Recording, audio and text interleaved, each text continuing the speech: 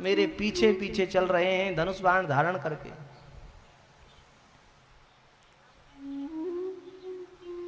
भगवान अपने भक्त की वाणी सत्य करने के लिए क्या क्या नहीं करते।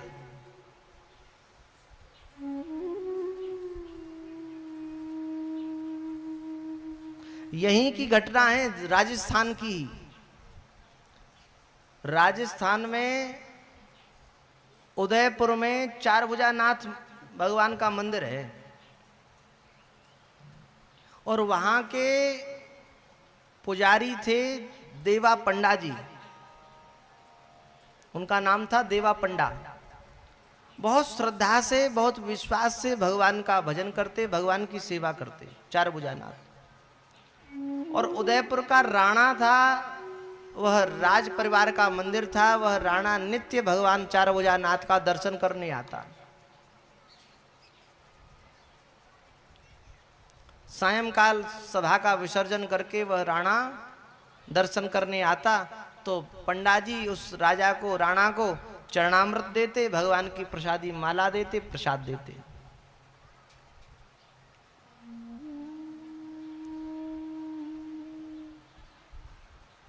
एक बार राणा को आने में विलंब हो गया।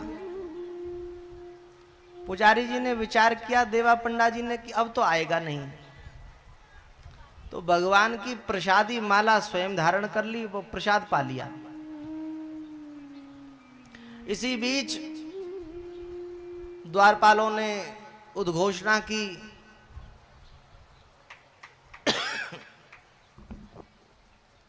महाराज आ रहे हैं। महाराज आ रहे हैं की उद्घोषणा हुई तो देवा पंडा जी ने विचार किया, राजा आ रहे हैं, क्या दें? तो गले की माला उतार के वो खूंटी पर टांग दी। राजा आएंगे तो राजा को माला धारण करा देंगे, भगवान की प्रसादी माला। राजा आए और राजा आए तो राजा को वही प्रसादी माला धारण करा दी, पहना दी। पर राजा ने देखा इस माला में सफेद बाल लग रहा है। राजा समझ गया कि ये माला पुजारी जी ने पहन ली होगी, इसलिए पुजारी बूढ़े बूढ़े बड़े तो सफेद बाल इनकी दाढ़ी का लग गया होगा। पर राजा ने पूछा, पंडा जी, पुजारी जी, क्या भगवान बूढ़े हो गए? भगवान के बड़े सफेद बाल कैसे हो गए? ये सफेद बाल इस माला में कैसे आया? हंसी में पूछा, क्या भगवान बूढ़े हो गए? और पंडा जी के मुख से निकल गया, हां, सत्य घटना है। पंडा जी के मुख से निकल गया, हां। राजा ने फिर क्रोध करके पूछा, पुजारी जी, पंडा जी, क्या बुद्धि ठीक है? क्या भगवान बूढ़े हो गए हैं? एक बार निकल गया हां, तो अब कैसे कहें? दोबारा फिर कह दिया हां। अब तो इस राणा को बहुत क्रोध हुआ। इसने कहा कि देखो देखो, ये पुजारी होकर झूठ बोलते हैं। मंदिर में ताला लगा दिया, चाबी अपने पास में रख ली और कहा, प्रातः काल मंगला में भगवान का पट खोलने में स्वयं आऊंगा और देखूंगा कि भगवान के बाल सफेद हैं या काले हैं, कैसे हैं। आप झूठ बोलते हैं पुजारी होकर कि भगवान के बाल सफेद हो गए। इधर राजा तो अपने महल की ओर गया और देवा पंडा जी ने भगवान का स्मरण किया, प्रभो, मैंने बाल्यावस्था से आपकी सेवा की, प्रभो, मैंने जीवन में आज तक कभी झूठ नहीं बोला, और आज ये आपने कैसा मेरे मुख से निकलवा दिया। भगवान ने पुजारी जी से स्वप्न में कहा, पुजारी जी, चिंता मत करो, आज आपकी वाणी से हमें वृद्ध होने का सौभाग्य मिला है। हम किशोर थे, हम बालक थे, पर आज तक हमारा कोई अवतार वृद्ध नहीं हुआ, बूढ़ा नहीं हुआ। भगवान बूढ़े नहीं होते।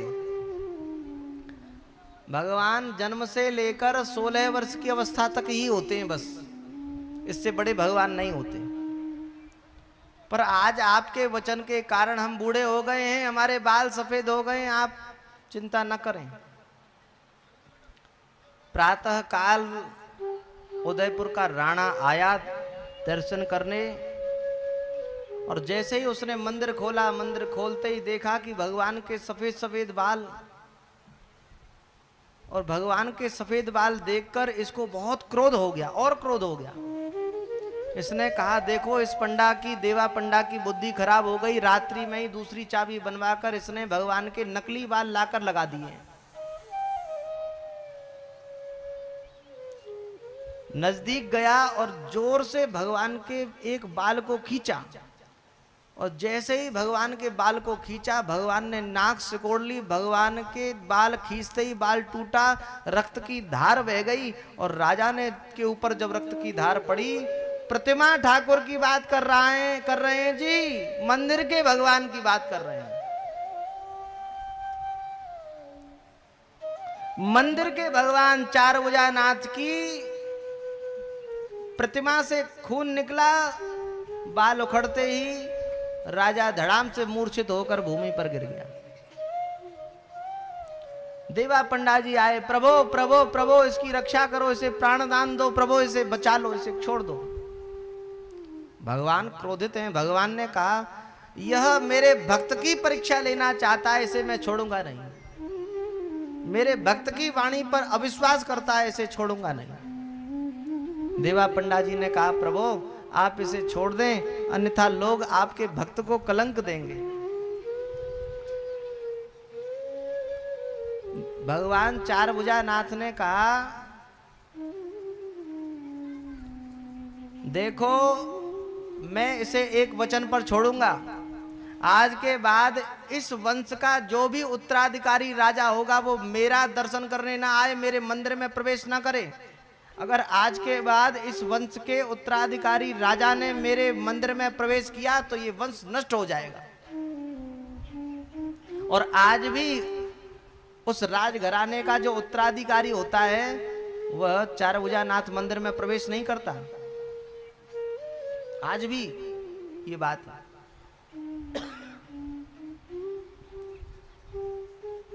आज पितामह भीष्म भगवान के उसी छवि का दर्शन कर रहे हैं। प्रभु आपने मेरी प्रतिज्ञा को सत्य करने के लिए आपने अपनी प्रतिज्ञा का त्याग कर दिया।